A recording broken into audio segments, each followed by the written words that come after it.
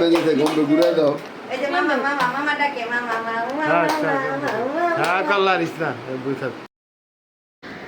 আজকে ছিল আমার ছোট ভাইয়ের জন্মদিন, তো সবাই অনেক আনন্দ করছিলাম। তো ভাবি সারপ্রাইজ দিল মোফাসিরকে কেক নিয়ে সবাই ব্যস্ত হয়ে গেলাম। তারপর হচ্ছে বাচ্চারা ছোট ছোট ছবিগুলো ক্লিক করে স্মৃতি হিসেবে রেখে দিল। খুব ভালোই লাগলো, খুব মজা হয়েছিল। সেখানে কেক নিয়ে খুব হই হুল্লোড় ছিল।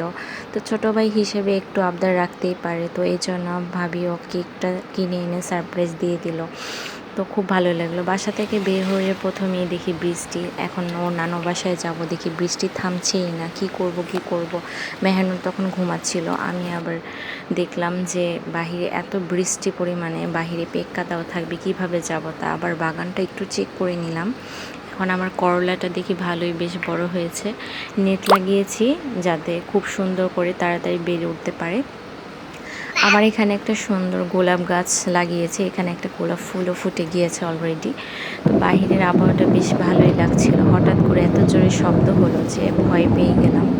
ঘরে এসে দেখি মেহনুরও ভয়ে ঘুম থেকে উঠে গেল, কান্নাকাটি করতেছে। তারপর ওকে আবার সুন্দর করে কান্নাটা থামিয়ে আবার রেডি করতে হলো যাওয়ার জন্য। মেহনুর, তোমার ওড়না কই? তোমার ড্রেসের সাথে ওড়না নিলা না? এই যে তোমার ওড়না, এটা নাও।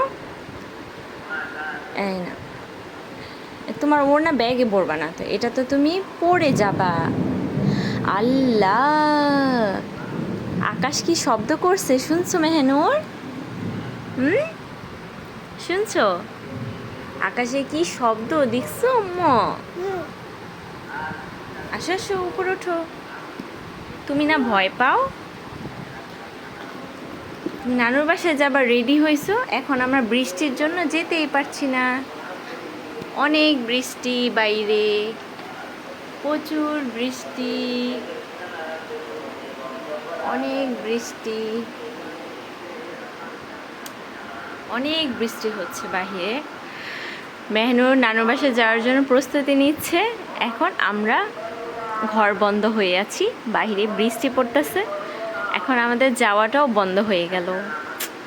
বৃষ্টি কমলে তারপর আমরা বের হব, ঠিক আছে আম্মু? বৃষ্টি কমলে আমরা বের হব আম্মু, ঠিক আছে? হ্যাঁ, বৃষ্টিটা এসে তোমার যাওয়া বন্ধ করে দিল মাম্মা।